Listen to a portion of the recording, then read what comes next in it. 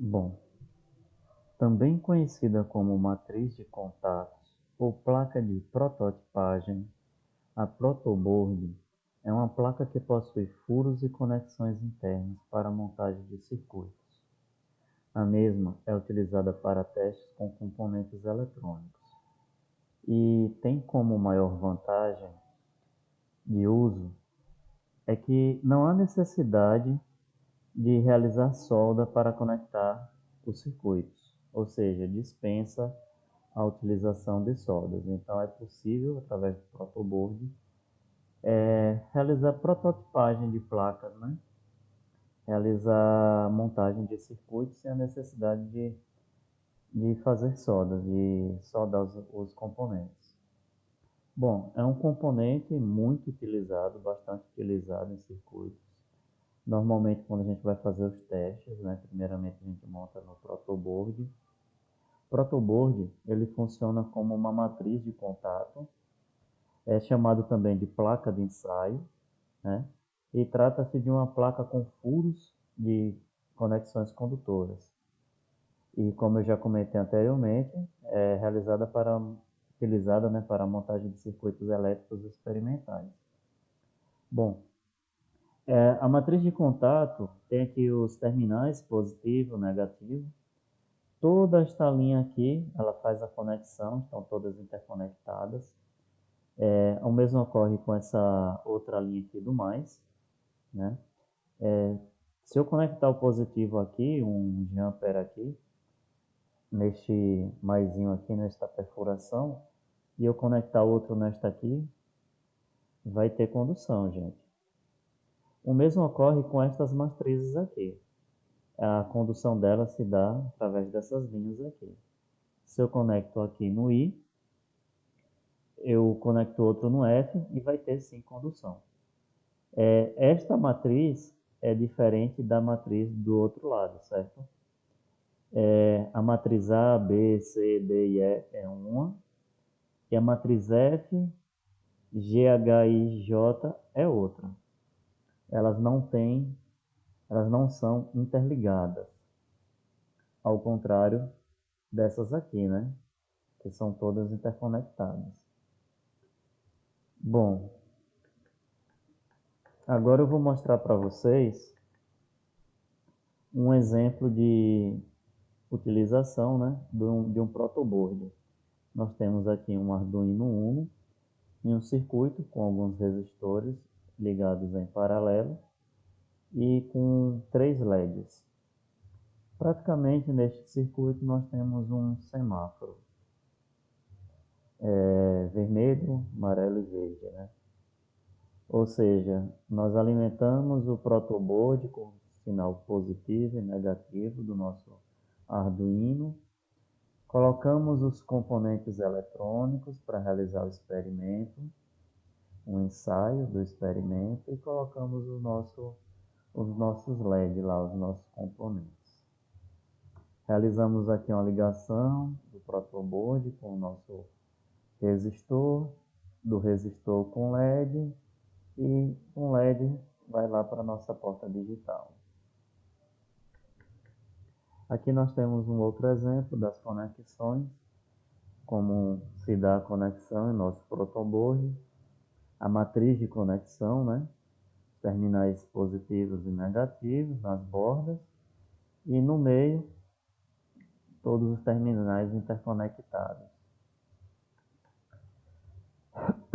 Bom, vamos falar agora dos fios jumpers. E para que servem os fios jumpers, né?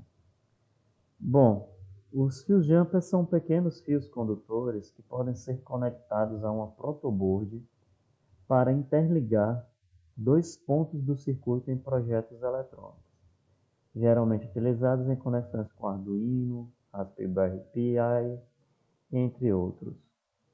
Bom, gente, trata-se de um pequeno condutor utilizado para conectar dois pontos de um circuito eletrônico. São geralmente utilizados para configurar placas de circuitos. E nós temos o jumper macho-macho. O macho quer dizer esse terminalzinho aqui, com a pontinha, tá? Então, macho em uma ponta, né? A pontinha, terminalzinho com a ponta. E a outra ponta é macho também. Então, é macho, macho. Macho fêmea, que é um terminal com a ponta. O outro terminal é o fêmea, né? No caso, é possível conectar o macho nesse terminal. E assim a gente realiza a extensão, digamos, de um jumper. E temos o fêmea-fêmea, que nos terminais não tem ponta, né? Só o buraquinho para a gente poder conectar o terminal do macho. Agora vou mostrar para vocês um exemplo de aplicação de fios jumpers. Nós temos este exemplo aqui, está alimentando o LED, né? Como temos dois fios jumpers, alimenta a placa aqui, alimenta o resistor e alimenta o nosso LED, realiza a condução. Neste outro exemplo, nós temos ainda, trouxe aquele mesmo exemplo do semáforozinho ligado com os resistores e 3 LEDs.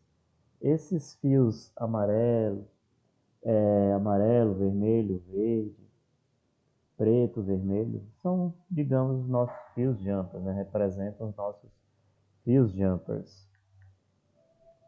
Bom, agora nós vamos falar do nosso suporte para bateria de 9 volts. Bom, gente, esse suporte ele facilita a alimentação de projetos eletrônicos, motores, módulos e sensores por longos períodos. E assim, torna um componente importante para o nosso projeto. Ou seja, é necessário que a gente utilize a nossa bateria de uma forma organizada. Então, nós iremos precisar de utilizar um suporte de bateria. Se a gente deixar a bateria conectada, enrolada no fio, de qualquer forma no projeto, vai ficar algo desorganizado, né, gente? Então, é muito importante a gente deixar tudo bonitinho, tudo bem organizado em nosso projeto. Vamos falar agora da bateria de 9 volts, continuando ainda a conversa sobre bateria, né? Falamos sobre o suporte, agora vamos falar sobre a bateria. Bom, a bateria ela tem dois terminais, um negativo e um positivo, e ela emite uma tensão contínua de 9 volts.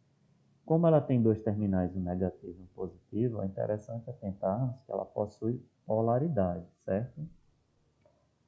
Que é a negativa e a positiva. A gente tem sempre que se atentar a conectar corretamente. Nós temos aqui um exemplo. Nesta imagem, nós estamos alimentando a nossa placa Arduino com 9 volts da nossa bateria, através de um suporte de bateria e conectando lá no nosso conector de alimentação. E neste outro exemplo, nós estamos alimentando um motor com a bateria de 9 volts. Um motorzinho aqui, né? Nós temos um transistor, um resistor, um botãozinho de on-off, bateria de 9 volts e o nosso motor. Temos ainda a alimentação do nosso Arduino.